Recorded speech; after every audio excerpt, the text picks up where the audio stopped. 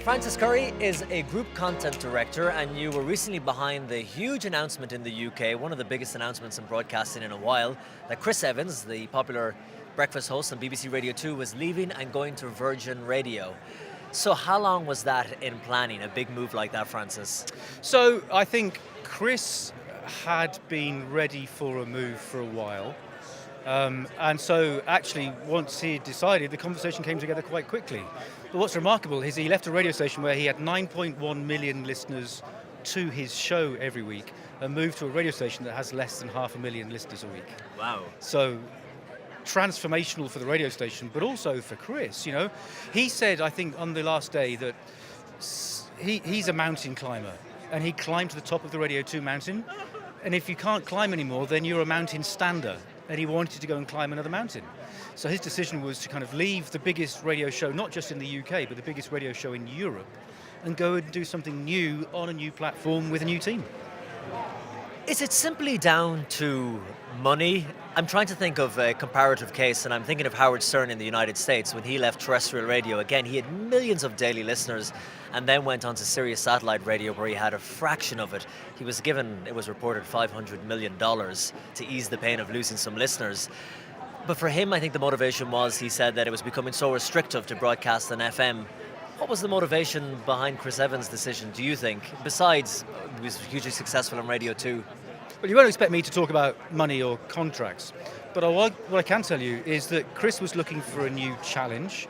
I mean, this is a man who has taken up running in the last few years and is running the London Marathon. He's got 4 children in primary school or younger, and he just likes doing new things.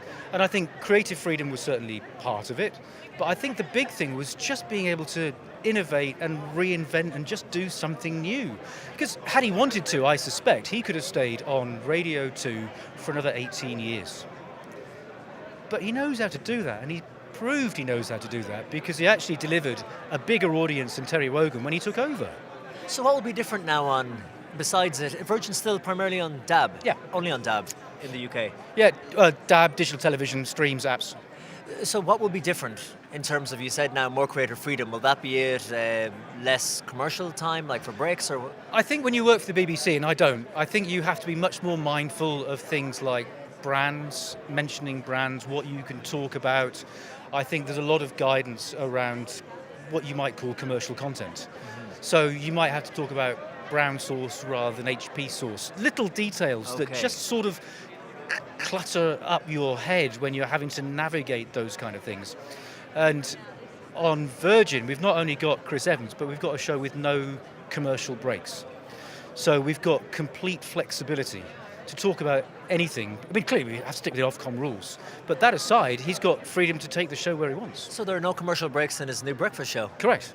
And the financing of the programme, or the revenue brings in a sponsorship? So we have one sponsor, which is Sky, and it's a very, very deep sponsorship arrangement. So it's a Chris Evans breakfast show with Sky, but we have content that they can provide. For example, at the moment we're doing a Formula One promotion where we're giving away tickets to listeners to every single one of the 21 Formula One races around the world, because Sky is the exclusive partner. Mm-hmm. So we're flying listeners over, we're giving them spending money, we're putting them up in hotels, they get pit passes, they get to meet some of the drivers and the crew. It's a completely unique prize, and we can do that because Sky is the official broadcast partner for Formula One. We couldn't do that otherwise.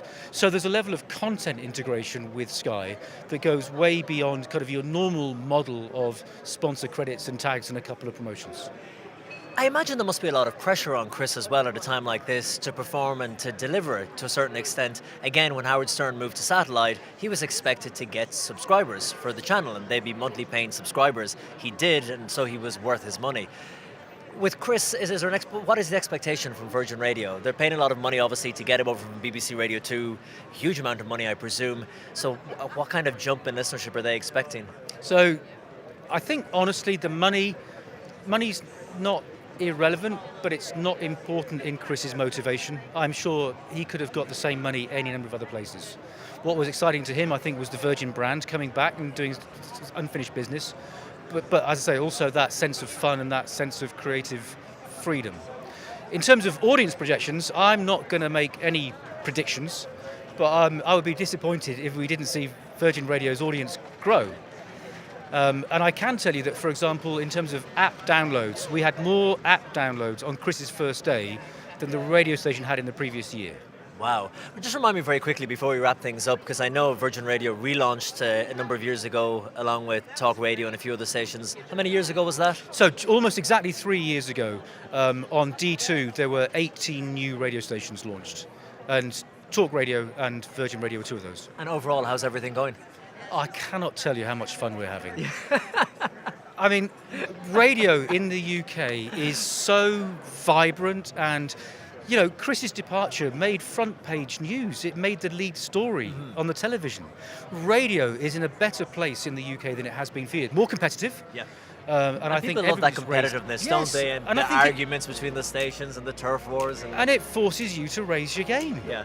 And Chris likes that too. He wasn't ready to sit in his rocking chair yet. He wanted to do something fresh and fun, and that's what we've got. And neither is this man. Francis, thank you so much. Nice to talk to you. Thank you.